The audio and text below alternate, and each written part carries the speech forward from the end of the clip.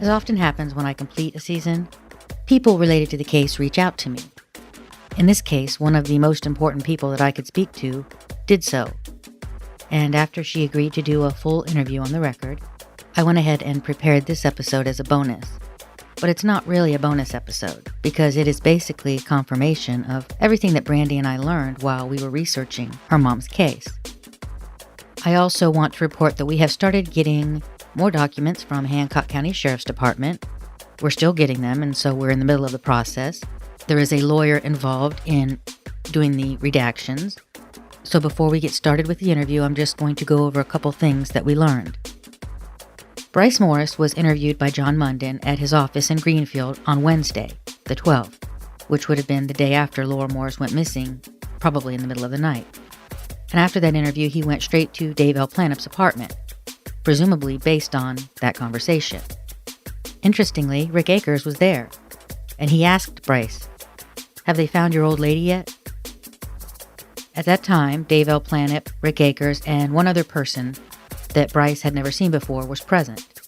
The other individual was around 22 with short blonde hair, glasses, and no facial hair.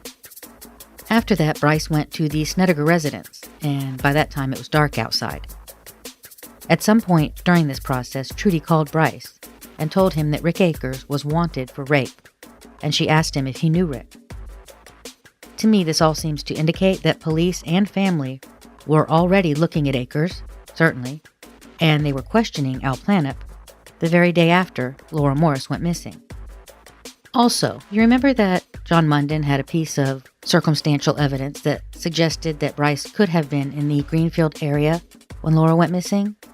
It was from a witness who had driven by on their way to work and saw a car parked on a nearby road with someone resembling Bryce inside. Well, interestingly enough, that witness appears to be Donnie Munden, Detective John Munden's brother. In John Munden's notes, there is a map, and then, along with that, there is a single page titled Details to Substantiate a Theory, and it reads as follows. Bryce offers Corbin $500 to rape his ex-wife. Laura was scared at the gas station by some person, and Chuck Smith says from looking at the photo that it could be Corbin. Winston and Brenda think Snedeker's black truck was empty at the airport. At 10:40 p.m. on the 10th, Laura calls Bryce. At 11 p.m., Bryce calls Laura back. Laura loads the black truck. D. Munden sees a guy that matches Bryce's description on the street at 5 a.m. on the 11th, the next morning. The vehicle is possibly a dark full-size GM. Laura is missing by 6 a.m. on the 11th, according to her mother. John Ellswick receives a call from Bryce saying not to come to work on Tuesday or Wednesday. So that, in a nutshell, is the case that John Munden had put together against Bryce. I find it interesting that the witness that morning was John Munden's brother, and the corresponding notes about this encounter were redacted from John Munden's debrief that we had by the Indiana State Police. Donnie Munden's name is in that debrief, but the information below it was completely removed. Now, I want to talk about that pivotal Zanesville, Ohio trip. You know the one. Munden alleges that there was a call that Trudy made to get her dad to come down and help her get rid of her daughter's body. According to the notes in John Munden's file, the following interview occurred on January 6th, 1987, some 6 years after Laura Morris went missing in 1981. The notes reflect that in Zanesville, Ohio, Virgil and Evelyn Romans were met with, and it was learned that Old Man Romans, Trudy's dad, was at Virgil and Evelyn's home in Columbus, Ohio, when he received a call from Trudy about Laura's disappearance. Evelyn Romans said that Old Man Romans told her that Trudy said, "If I ever needed you, Dad, I need you now." But both Virgil and Evelyn say that this call occurred in the summer sometime around noon, or maybe a bit before, not in the middle of the night or not in the early morning. Virgil said that Old Man Romans and Bonnie left their house within 30 minutes after getting that call from Trudy, and they were driving a pickup truck. Most importantly, there is absolutely no mention of any hotel or records of a hotel related to that visit nor is there any indication in Munden's notes that the call in question actually came in on August 10th or 11th, the time frame that Laura first went missing. All they were able to say was that it was summer, and it was sometime around noon. In another interview done the next year, in 1988, Bonnie Romans recalled that Gertrude went to make a report to police while she and Old Man Romans waited at the Snedeker house. And we know that report to police occurred much later in the afternoon, so it does not appear that they had left town in a hurry. I find nothing in Munden's notes that comes close to proving that Old Man Romans helped his daughter get rid of his granddaughter's body. Now let's get to the interview. Cindy was married to Dave Alplanalp when Laura Morris went missing. I have 2 grown children now. Uh-huh. And what I'm about to tell you is very incriminating against their father. Yeah. He's dead now, too. Guess what? He committed suicide. Oh, did he? I thought David you're talking about, I thought he overdosed. Well, he did, but he left a note. Oh, okay. I didn't know that. I'm sorry. That's awful. Well, we were divorced. Hmm. And when I was a very young, naive 17-year-old that had a lot of abandonment issues. Mm-hmm. And I stumbled on this man, David Alplanalp, who wanted to shower me with nothing but love and affection. And early on into our relationship, he decided he was going to go into the Air Force. And so before his 6 weeks of boot camp was up, he was discharged. And I tried to get that information when I was going to get custody of my kids, because David Alplanalp was an evil, evil man. Yeah. But he was discharged from the Air Force for dual identity disorder and schizophrenia. You're kidding. No. Oh, wow. This is what a private detective shared with me when I was going through custody. Thank you, baby. I'm glad you put it on. So, and your kids don't know all of this? Is that what you're saying? Is that your concern? That their father was a wonderful man. Do you think Judge literally gave them custody of my kids, David and his parents. And at that point, I was devastated, lost, broken. It was terrible and I had to find out what kind of man this was that I married and had kids with. I don't mind this stuff coming out. Mm-hmm. I, like Rick Rufeisen, he's been a close friend of mine, and he knew David long before I did. Yeah, he was really helpful to me. He talked flat out. I mean, he talked to me about Bobby Frost and his concerns about him. He talked to me because I interviewed Bobby Frost for the podcast too. So both of them went on the record with me and spoke very frankly, and that's why I like to make sure I know who wants to say what and whether they want their voice on the podcast or not, because I don't want anyone doing anything that they don't want to do, but I also have to straddle that line of wanting the facts to be out there fairly on all sides to be able to tell the story. So that's, before you got into what was going on, I wanted to know. And if you don't want your voice on the podcast, that's okay too. That's fine. I just like to know ahead of time so that I know that I don't do anything to upset anyone. You know what I mean? I understand that, and I guess I'm torn with that. I just don't know. I'd like to.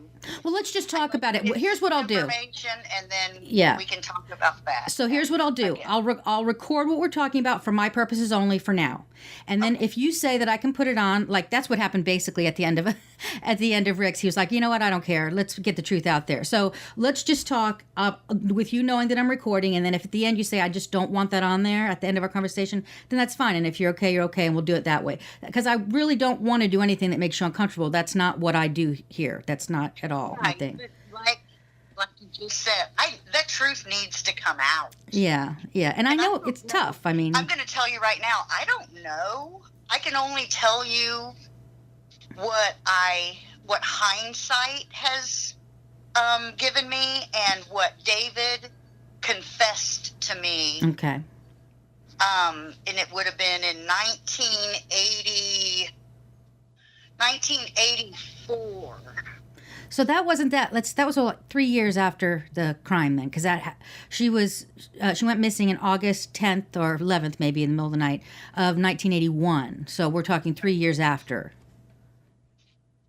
Right. And Okay. I was pregnant with my first daughter at the time. Okay. And I had recently met Laura through my husband, David, grew up with Bryce Morris. Okay. They lived in the same little neighborhood. They went to the same little country school. Bryce was more a friend of David's older brother, Frank. Okay. But that was the connection that I was given of David when he introduced me to Bryce and Laura. We were young couples. We hung around together. We did things together. The night that she went missing, earlier that day, she was at our apartment, and Rick Akers was there. And of course, she and I were there, and we talked, and the guys just went off and did their thing, which would have been Bryce, Rick, and David. Oh, Bryce was there with the other two that afternoon as well? No. Okay. Let me think back, because like I said, this has been a long time ago. Yeah. Bryce and Laura had been together earlier that day. But when Laura left our house, Bryce wasn't there. It was just Laura. And she told us, I got to go pick my mom up from the airport. It was like in the middle of the night, like somewhere between midnight and 3 or something like that. We were all just worried that she was going to be going to the airport that late. So we talked about that. She had to pick up her mom from the airport. Now, another thing I find interesting after I read all the stuff, they told us that her family was moving to Texas. I always thought they moved to Texas, not Florida. Well, they had lived in Texas before coming to Indiana. But then they moved to Florida after. They were Indiana? Yeah. Okay, well. So they did have a past in Texas. Okay, well, she was going to pick her mom up from the airport, and from what I understood, she was coming back from Texas. That's all I remember about that part. And then the next morning, people started looking for her. And I don't know who it was that called David and said she's missing, or whoever he had that conversation with. But it was only a matter of maybe 24 hours, and this Detective Munden was at our house. Oh, okay. So he was at your house the next day. Yeah, Detective Munden. That's why I say I wish you could get the records that he had from everything he investigated here, because I would love to know. Well, we should be getting them on Friday. They've had lawyers going through them, so we should be getting those this Friday is the deadline they gave us, so by then. We did finally get those records. Well, some of them. We are still in the process of going through them and still receiving records from the lawyer. She answered questions when we thought things were missing, which right now we still believe some are, and she has promised to continue looking if, after we go through all of the information provided by Hancock County, we feel there is anything missing. So far, what we mostly have are John Munden's handwritten notes, along with more documents and notes from Indiana State Police and other agencies, as well as images from the field where Laura was found, surveillance, and various other documents, none of which so far include a single supplemental report signed by John Munden in Laura Morris's case. I have other Hancock County supplementals related to other cases that I asked for, regarding Jean Lindner and the murder-suicide by the 2 police officers, but so far not a single supplemental report about Laura Morris's case written by John Munden. But we're going to keep digging for those.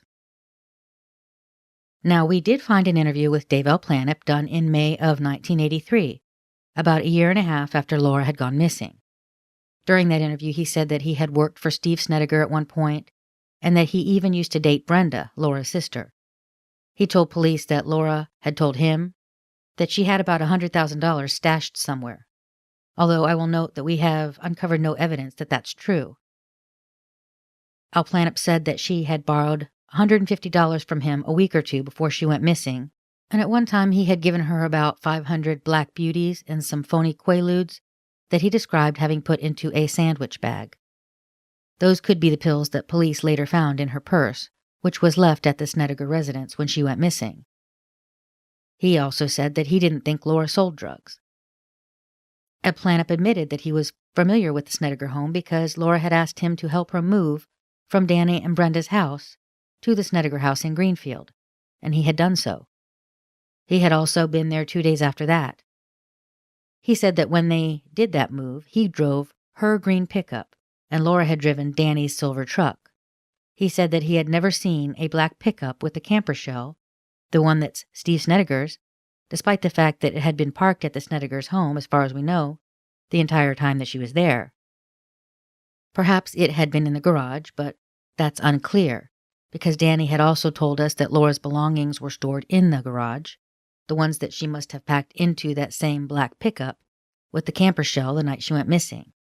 Those details most certainly would be, or they should be, in John Munden's supplemental reports. So far we do not have a single thing about what he found at the Snedeker home, what Trudy said to him on that first day, or any of the actual reports related to this investigation. All we have, again, are his handwritten notes and reports from other agencies and pictures. During that interview, David Alplanalp denied having any romantic or sexual dealings with Laura. He did admit that Rick Akers was at his home the night Laura went missing, but he said that he and his wife Cindy, who you're hearing in this episode, went to bed around midnight and were up every 2 hours because their daughter was having trouble teething. Cindy had just said that she was pregnant with her first child at this time, so that doesn't seem to match with his assertions about a teething child. Alplanalp also mentioned someone named Bobby Fulkerson having several .25 caliber automatics for sale, and elsewhere in the notes there is a mention that Dave Alplanalp had purchased a .25 caliber from Fulkerson. Finally, Alplanalp admitted telling Bobby Frost that they could break into Laura's house, but he said that he was, quote, only joking. They gave David a lie detector test, and he passed it, and that was my first inclination that David might know what happened because he was so proud of himself for passing that lie detector test. Well, if he has dual identity disorder and schizophrenia, and back in 1980-something, that might be why he was able to pass a lie detector test. I don't know. Did he tell you that he passed it, or did, because I'm not sure he did pass it. We assumed he passed it. Yeah, I'm not confident that he did pass it, actually. I believe that he didn't. I'd need to go back and look at the records, but as I recall, it did say in there that he had told you and others that he passed with flying colors, and I don't believe that he did. Okay. So that's an iffy. I'd have to go to. I went with him to the Greenfield Police Department to have the lie detector. Now, I wasn't in the room with him when he did it or anything, Mm-hmm. but here I was, this freaking idiot young girl that's not even, like, my husband wouldn't kill somebody or, wouldn't abduct her. I was just completely 100% sure. Yeah, you were a kid. Come on, I mean, do with this. Yeah. And Rick was never anything but nice to me. And then then I started seeing things, and different people came over, and I think Bobby Frost might have been one of them. He had some sketchy friends that he didn't introduce me to. David, he kept me kind of sheltered because I was a sheltered girl, and he repeatedly told me, "You saved my life. I would be in prison had you not come along." So I was this toe the line, I was more or less a babysitter for all these people that would get wasted, and I took care of these people. Mm-hmm. But let me ask you, just up to the point where we're here now, what brought Munden, so you said Munden came to your house, the day after? What brought him to your house that day? What was the reasoning? I assumed it was because that was the last place Laura was at before she came up missing. Before she left to go pick her mom up from the airport, she was at our apartment. Well, because there were other stops she made that day. I have some of that day, and she didn't go in the middle of the night to get her mom. She went, I believe, around 8 o'clock. and p.m. And before that, she had gone to visit a friend of hers named Winston that she had just started dating, a guy named Winston Roberts, I believe. And so she was at his house around 5 o'clock that afternoon. So I'm guessing she was at yours earlier in the day, before that, before stopping to get Winston. It was early in the day. Okay. Now, you said when she was at your house early in the day, you said she had been with Bryce. Now, had she been with Bryce? That was the other thing, too. I was surprised to know about this Winston because in the weeks before that, I would see Bryce and Laura together. Really? We had dinner together. He wanted her back. Her family did not want her to be with him. He wanted her back, and what she told us was her mom and dad were moving back to Texas, which I find out now is Florida, and she was not letting them take Brandy. And she was and had been around Bryce. He wanted her back. Did he tell you that, or did she tell you that? Together. It was just the way they acted when they were together. They were like a couple. Well, the reason why I say that is because Munden says that when he talked to Bryce, Bryce told her he didn't want her back. So, but over the years, Bryce had told Brandy that he did. So there's a lot of conflicting information. And I understand how relationships are, especially when you're that young, you got a kid, maybe there was this push-pull. I do want her back, but we argue, but I don't like her family. So it could have been somewhere in the middle. But it is interesting to hear that you guys were spending, so it was you and David and her and Bryce were going to dinner and spending time together in that week or two leading up to the murder, you're saying? Mm-hmm. Okay. Yep. Okay. Well, that's why this is very important conversation, because you're filling in details that either I didn't know or you're directly contradicting things that I had heard, and that's why this is important.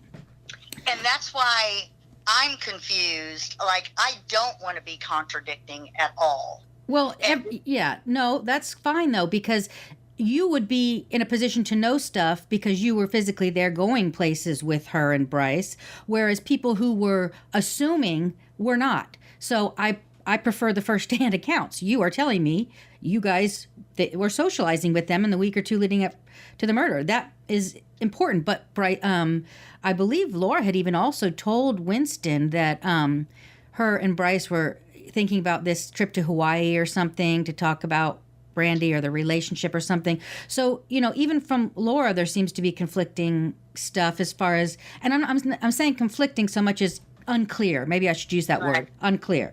So go ahead. So basically you guys had socialized. Do you remember where that night, was David gone? Was he out of the house? Does he even have an alibi for that night?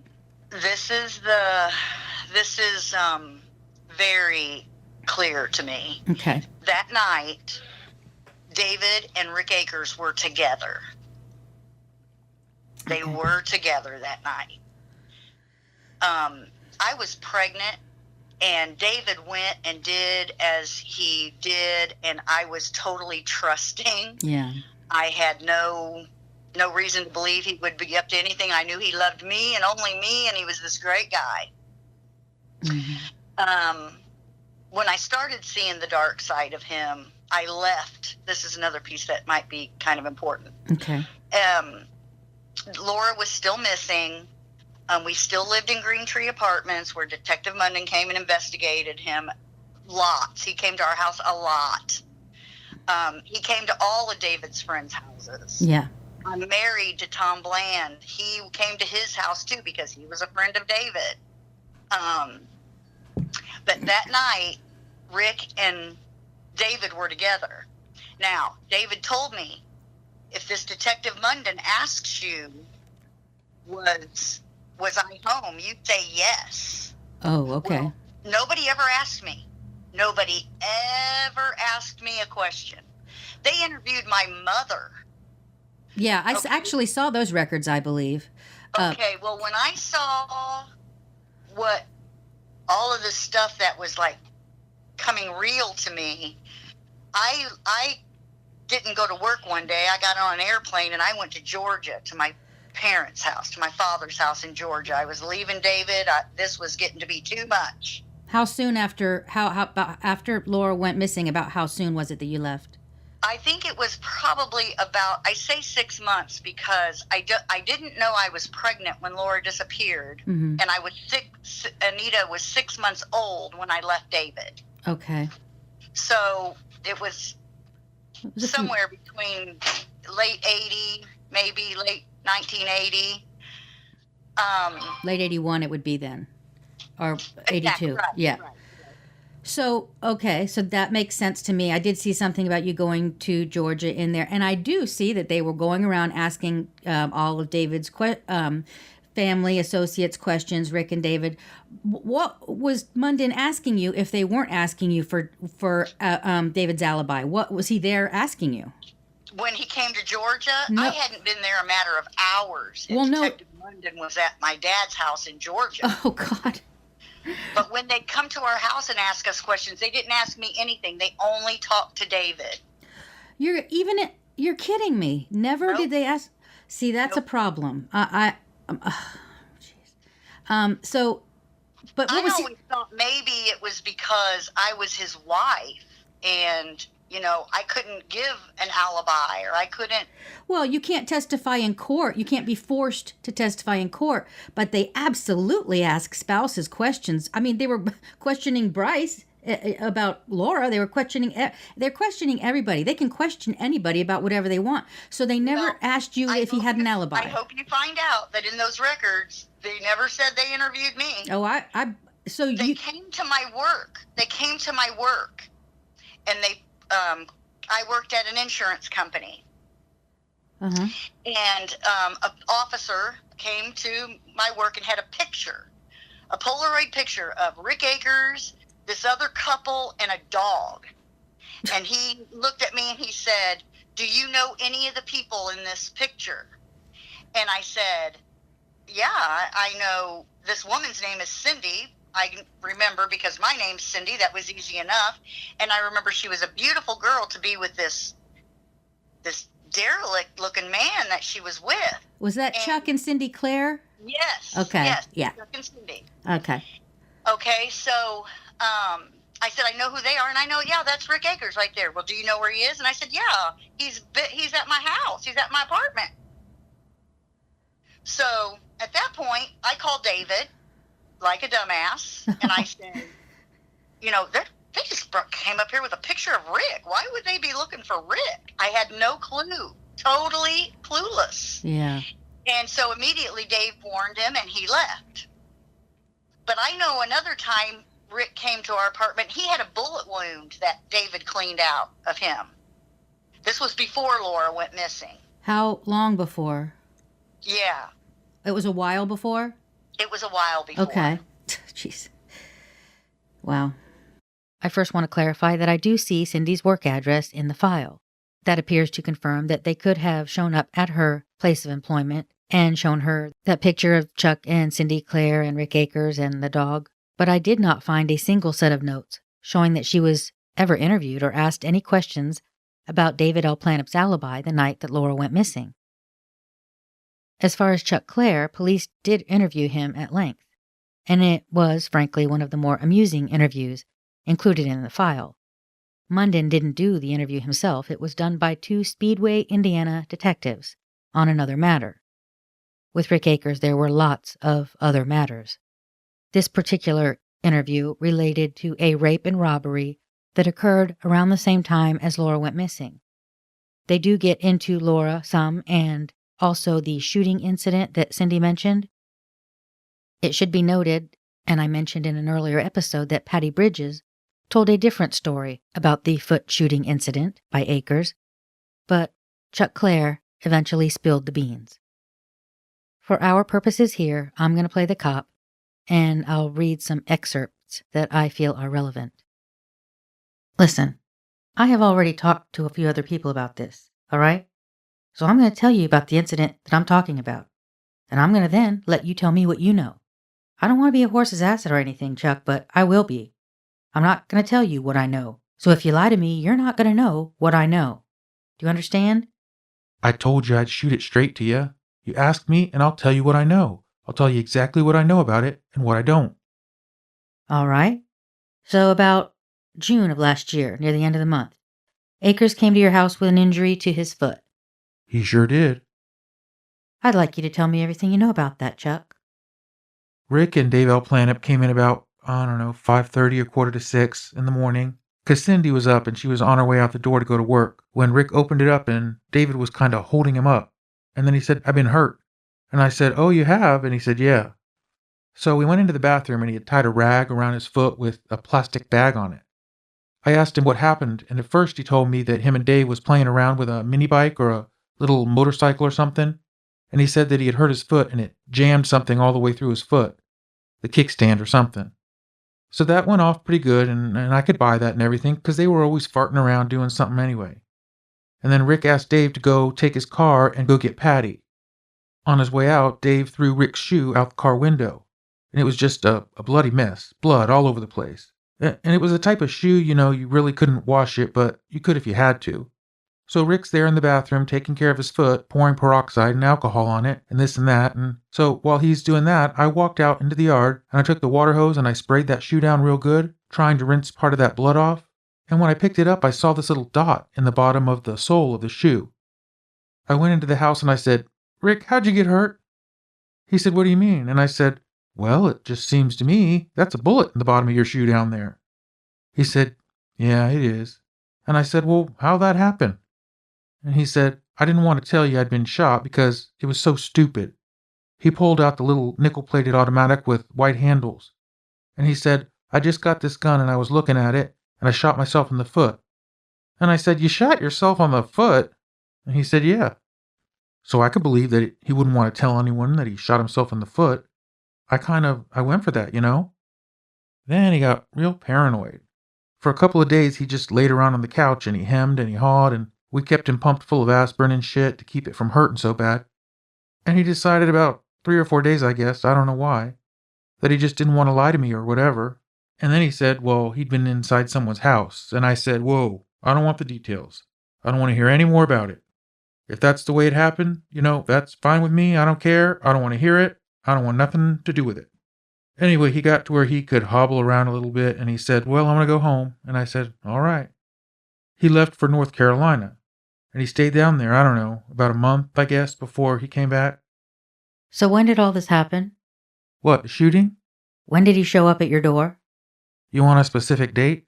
Yes. I don't know. Well, why don't you narrow it down as much as you can for me, Chuck? The end of June or the very 1st of July. I know it was nice outside. Was Alplanalp with him? Yeah. Now, I don't know if Dave was in the house with him one way or another. I imagine he was. Is it Rick's habit to carry a knife? He had one. It was a fillet knife, like you fillet fish with. That morning when he came back, he didn't have it. I asked him what happened to it, and he said he lost it. I don't know if he carries the knife with him all the time. Evidently now he's carrying a gun all the time, though. What about Dave Alplanalp? Did he carry a knife? Not that I know of. I tell you, the only association I had with Dave was through Rick, We never got real close. Me and Cindy would go over and visit with Dave and Cindy once in a while, but as far as his background or his habits or anything like that, I can't really, I'd be telling you a lie for sure if I told you I knew anything about Dave. Rick and Dave were pretty tight-mouthed about everything. What kind of dope did Dave use, if you know? He was a snowman. Cocaine. Was he on it pretty heavy at the time? Yeah. Did they have anything else with him that you saw when they came over that day?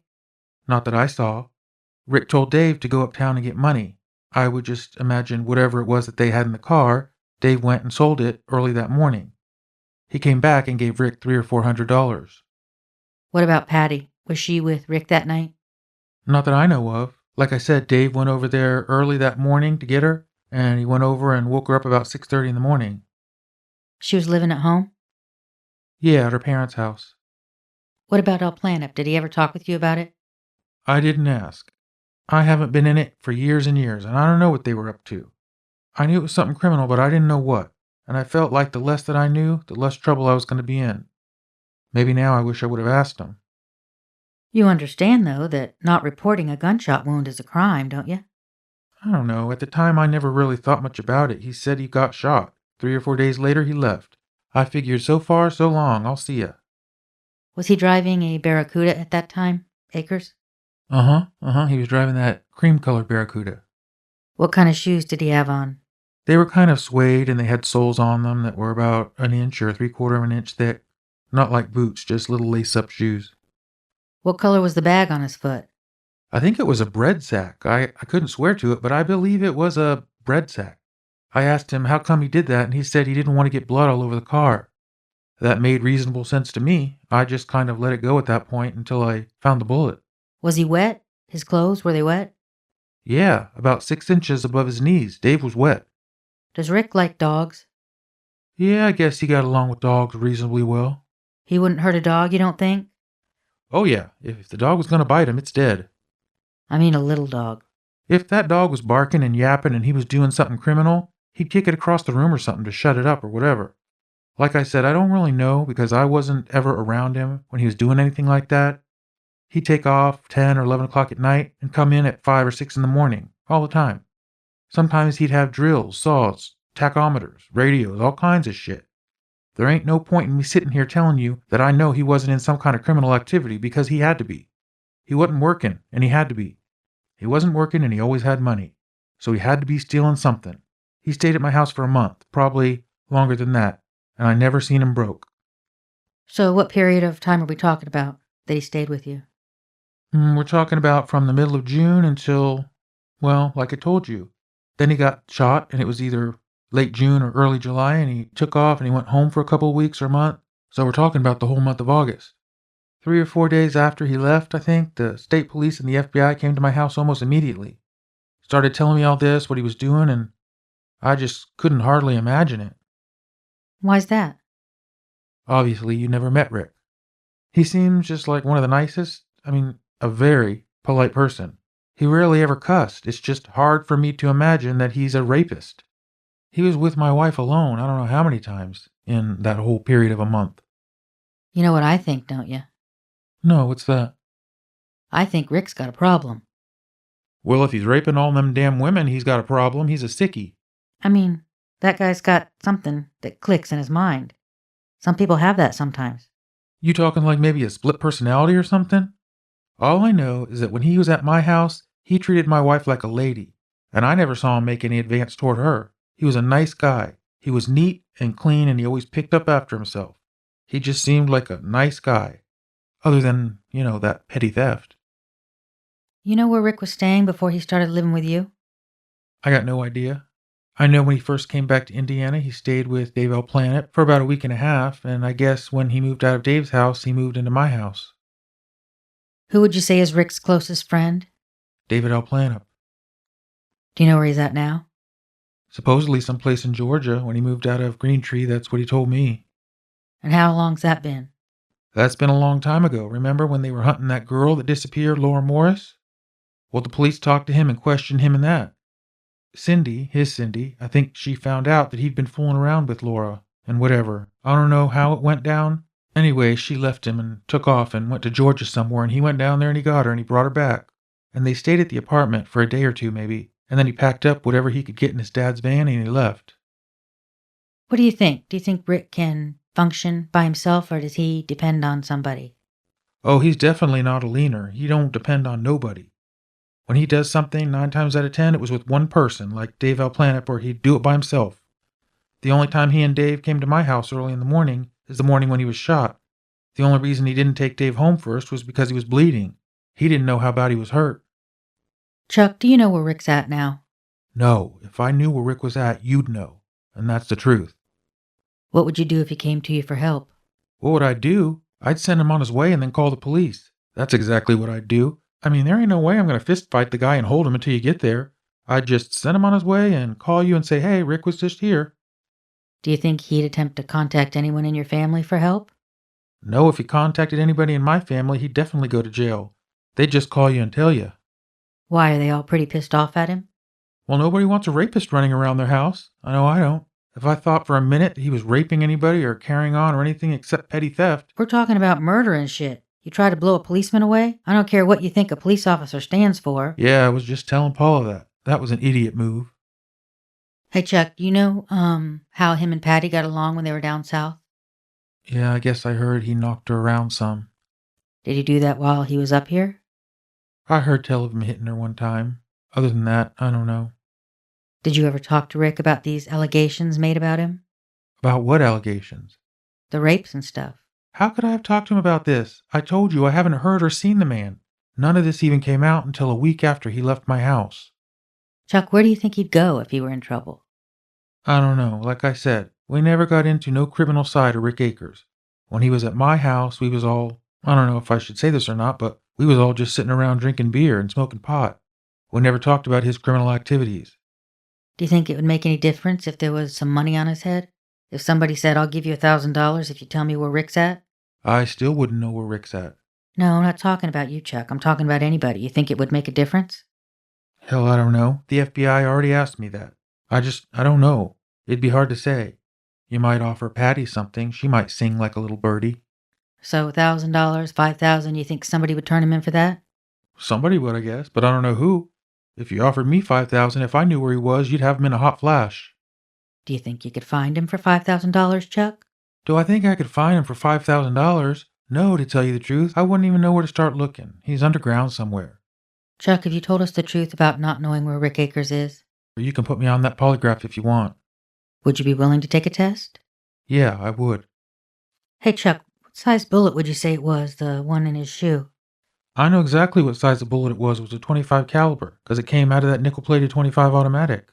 You know what happened to that? Nope, I don't. When he left, he took it with him. Chuck, when he eventually told you the truth about that foot injury, did he say he was at someone's house? Yeah? Did he tell you if it was a man or a woman that shot him? From what I gathered, a man shot him, and it seems like they were wrestling over the gun, and the breech came back and cut the man's hand. He didn't have it right in his hand or something. Did he say that the guy had blood on him? Yeah, the guy definitely had a cut on his hand. I didn't get into that shit in great detail. I didn't want to know what Rick Akers was doing. That was not part of my life. Did David Alplanalp ever tell you what really happened? David never breathed a word of it. Chuck, I'm going to be honest with you. If he told you what happened, the truth, and you tell us, we know what happened, okay? And if you tell us exactly what happened and what took place, I'm not going to charge you with it. I'm saying it right now. I'm not going to charge you with it.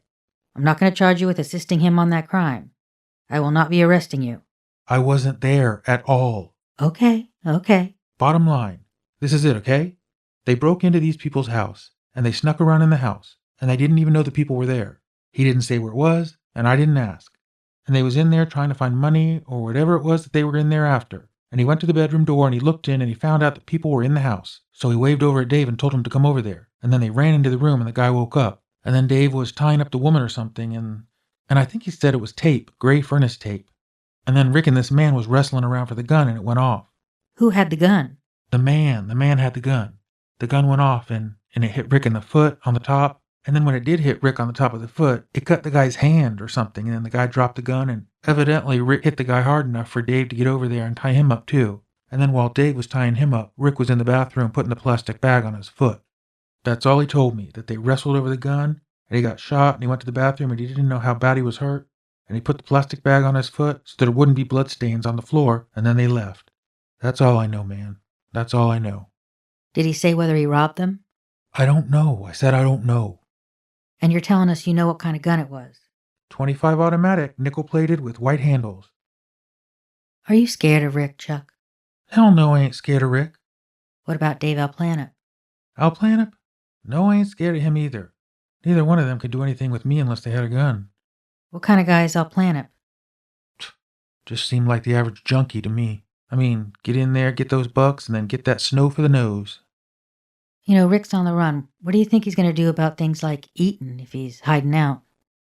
I don't know. Somebody's got to be taking him something, don't they, if he's hiding? He can't survive a week very well if he doesn't have something to eat. I'll tell you something about Rick. He's shrewd when it comes to shit like this. He walks through a neighborhood, he sees a garage door open. There's a freezer in there, or a refrigerator. He'll go in there and take it, and then he'll go back to wherever he's hiding at and cook it up. You think he'd cut his hair or anything to try to disguise himself? I don't think he'd cut his hair off. And that picture you guys got running on the news, that don't look a thing like Rick Akers. The one with the long hair? How do you know? When he was at my house in July, it was feathered back, parted in the middle. He had a real nice, well-trimmed beard and a little mustache. He ain't gonna change that hair. It might have grown out a little bit, but it's still feathered back, I guarantee. You think he'll cut the beard? I've had this beard around 10 years now, and if you guys were hunting for me like that, that beard would come right off. Would he cut his hair? Absolutely not. He might shave his beard, but his mustache won't go, and his hair won't go. Rick's got a fetish about being a pretty boy. So Rick Akers leaves because he gets warning from David, and I was told that David left town at some point too. How far along was that? Well, he left town to come find me in Georgia at that point. I don't know what time frame we're talking about, but the only time David left town was he was hot on my trail. And his threat to me was always he was going to shoot me and feed me to the alligators. Why? Why was going to shoot you? So he was just an evil person. He was just an evil person, and I didn't want to be with him. So that's all that had to piss him off. When I found out, you are not a good person, and all these things happen around you, I didn't want to be any part of that. Yeah. And when he came to Georgia, my parents talked to us and was like, you're young, you need to stay together, yada, yada. I get pregnant with my son that night.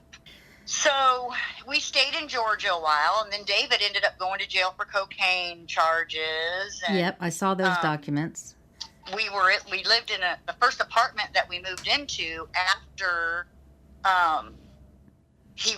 we got to Georgia, and we lived with my parents for a while. The first apartment that we moved into, we hadn't lived there a matter of weeks. And some detectives came knocking on the door because there was a woman murdered in a laundromat in a building across the street from ours. Mm-hmm. I saw the documents of that, too. They were checking. Yeah, well, see, the notes I have are from Indiana State Police. So when Munden went to Georgia, an Indiana State Police detective was there doing the interviews with him. So they interviewed people's parents. I believe it was your parents they talked to. There was some other woman, I can't remember. I thought her name started with a B, but I can't remember, that had been seeing David for a little bit. She didn't know he was married it was only about a week.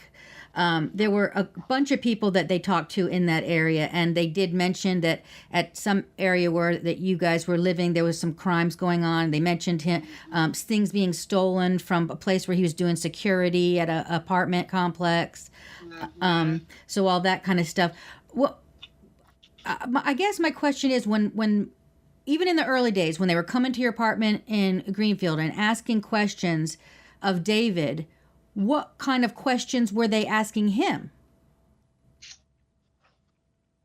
Like, did he seem like a suspect, or? I was in the same. They want to know where was he at, and mostly they were asking him questions about Rick Akers.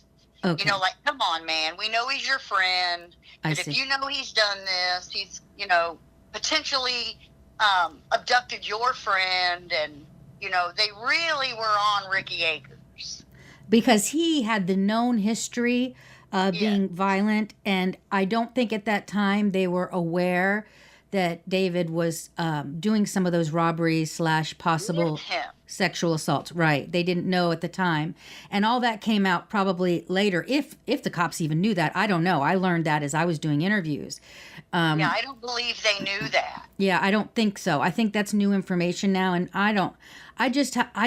I cannot understand how Munden got so derailed on this, because it's so clear, Did you ever talk to a private investigator of the Snedigers, Laura's parents? They hired a private investigator, I'd say, a month or so to maybe after after she went missing, and he went around interviewing people too, and he got some stories behind the scenes, and I just wondered if you I don't remember. I honest to goodness do not remember anybody asking me any questions. Okay, at all.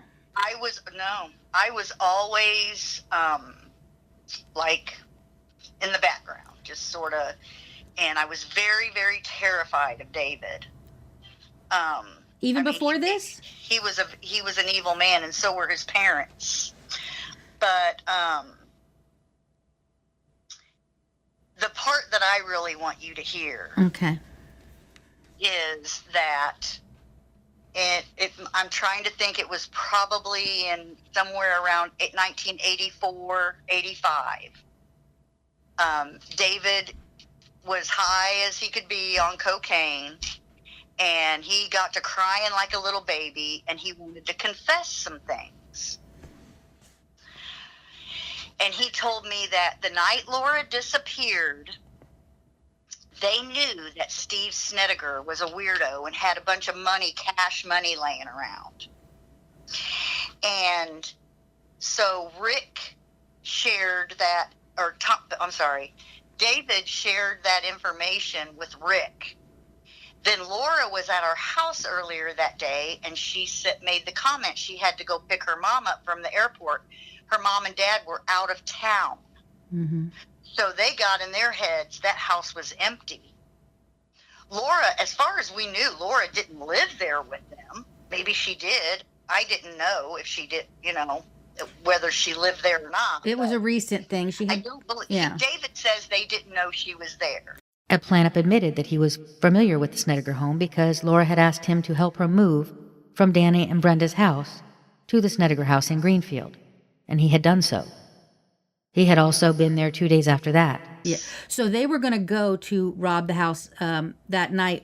Did they think she was going to be there, or did they think she was going to be going to pick her mom up from the airport so she wouldn't be there, or nobody would be there?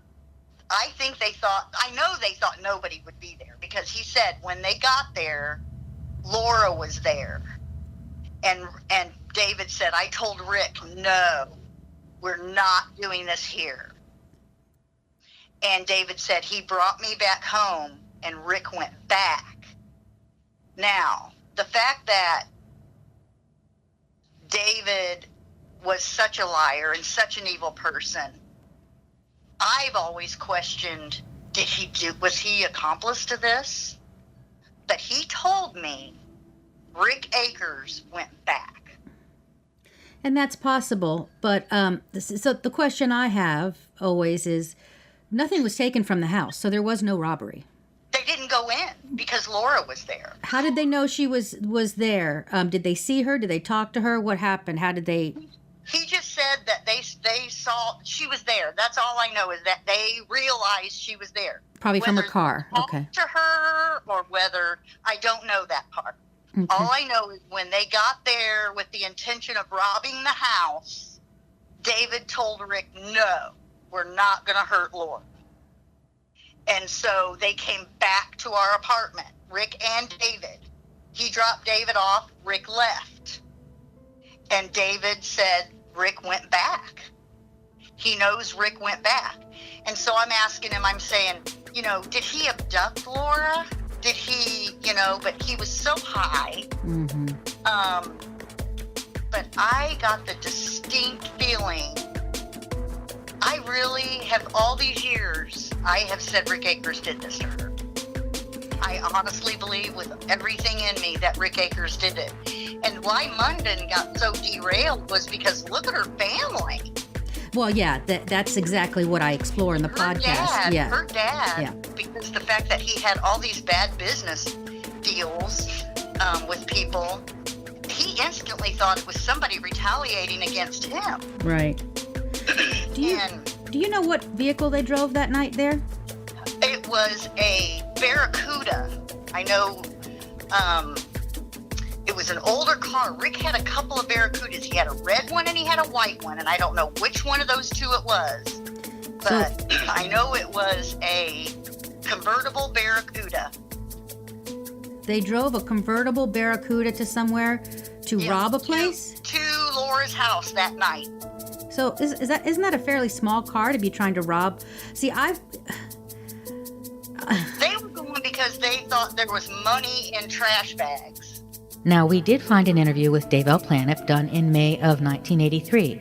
During that interview, he told police that Laura had told him that she had about $100,000 stashed somewhere. Money? Oh, okay. I see. So they somehow got it into their heads that there was literal cash hanging out at Laura's house. Where would they have gotten that idea? Well, over the years when I've thought about this, the only thing I could think of is maybe Bryce had a conversation with David like, man, this Steve dude, he's so crazy. He's got all this cash laying around, and, because Bryce didn't know, as long as he had known David, he didn't know David did stuff like that. Nobody did. He was the nicest guy. And then he killed himself. He's left a note. I've never